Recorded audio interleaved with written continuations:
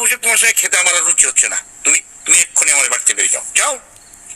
আচ্ছা ঠিক আছে, যাচ্ছি। এই পোলাও রোস্টটা খেয়ে যাই। গত 3 দিন ধরে নুডলস খেতে খেতে আমি বিরক্ত হয়ে গেছি। খবরদার, তুমি একটু কিচ্ছু খাবে না, যাও যাও আমার বাড়িতে বেরিয়ে যাও। আচ্ছা শুধু রোস্টটা খাইয়ে যাচ্ছি। খবরদার, কাজ করবো না, যাও যাও, বেরিয়ে যাও।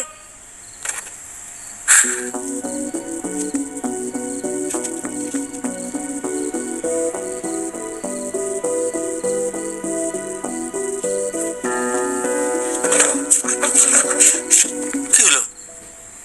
তুই তুই প্লেট ছুঁড়ে মারলি কেন? খাবি না? আমি এই খাবার খাবো না।